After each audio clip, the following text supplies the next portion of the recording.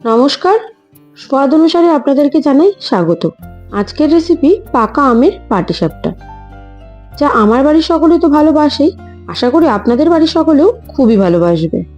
তো তার জন্য কি কি লাগছে পাকা আমের পাটিসাপটা বানাতে সেটা চলুন এবার দেখে নেওয়া যাক। প্রথমেই লাগছে কিছুটা পরিমাণ ময়দা, তার সাথে লাগছে দুধ, সুজি, চিনি, গুঁড়ো দুধ, চালের গুঁড়ো, ঘি, আম তো লাগছেই, তার সাথে লাগছে কিছুটা কনডেন্স মিল্ক, এটা অপশনাল। তার সাথে আমি প্রথমে আমটাকে কেটে নিয়ে একটু মিক্সার জারে নিয়ে নিলাম। এবার সেটাকে একটা মিহি পেস্ট আমি তৈরি করে নিলাম। এবার এই আমটাকে আমি চিনি দিয়ে ভালো করে জাল করে নেব, যাতে আমের টক ভাবটা কেটে যায়। দুধের মধ্যে আমটা দিলে যাতে দুধটা কেটে না যায়, নাহলে ডাইরেক্ট যদি আমটা আমরা দুধের মধ্যে দিয়ে দিই, দুধটা কেটে যাওয়ার একটা চান্স থাকবে।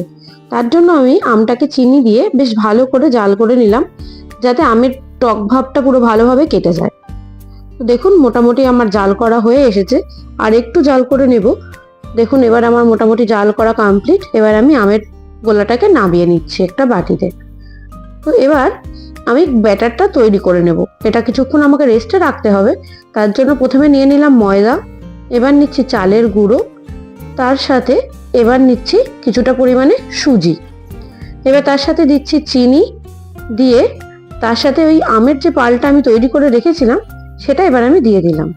দিয়ে এটাকে আমি ভালো করে একটু মিশিয়ে নেব। দেখুন এটাকে একটু প্রথমে ভালো করে মিশিয়ে নিচ্ছি। মিশিয়ে নেওয়ার পরে ওই লিকুইড দুধটা দিয়ে আমি আস্তে আস্তে এটাকে ভালো করে মিশিয়ে একটা স্মুথ ব্যাটার তৈরি করে নেব। ব্যাটারটা দেখেই আপনারা বুঝতে পারছেন কেমন হয়েছে। এবার আমি ওটাকে কিছুক্ষণ রেস্টে রেখে এবার পুরটা তৈরি করে নেব। তার জন্য আমি দুধ, কিছুটা লিকুইড দুধ আর কিছুটা গুঁড়ো দুধ ভালো করে মিশিয়ে এটাকে ফুটিয়ে একদম কমিয়ে একটা ক্ষীর তৈরি করে নেব। তার সাথে একটু কনডেন্স মিল্কও আমি ইউজ করেছি। এবার ওই আমের পালটা আমি এর সাথে মিশিয়ে বেশ ভালো করে মিশিয়ে এটাকে ঠান্ডা হতে দেব। একটু ঠান্ডা হওয়ার পরে এবার আমি ব্যাটারটাকে আর একবার ভালো করে মিশিয়ে নিয়ে এবার প্যানে একটু ঘি ব্রাশ করে নিলাম। এবার যে গোলাটা আমরা তৈরি করে রেখেছি সেটাকে এবার প্যানের উপর দিয়ে একটু হাতার পেছন দিয়ে ওটাকে একটু ছড়িয়ে দেব। দেখুন এবারে আমরা পুরটা দিয়ে ওটাকে পাটিসাপটার মতো আস্তে আস্তে ফোল্ড করে নেব, যেভাবে আমরা পাটিসাপটা তৈরি করি। ফোল্ড করে নিলেই তৈরি হয়ে যাবে আমাদের পাকা আমের পাটিসাপটা। দেখুন আমার একটা পাটিসাপটা তৈরি হয়ে গেছে,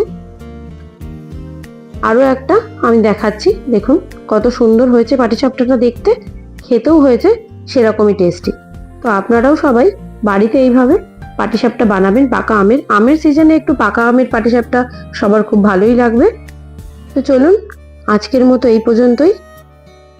সবাই বাড়িতে বানাবেন, বানিয়ে আমাকে জানাবেন কমেন্ট করে কেমন লাগলো। আর ভালো লাগলে একটা লাইক আর সবার সাথে শেয়ার করবেন। আজ তবে আসি, দেখা হবে পরের দিন একটা নতুন ভিডিওর সাথে।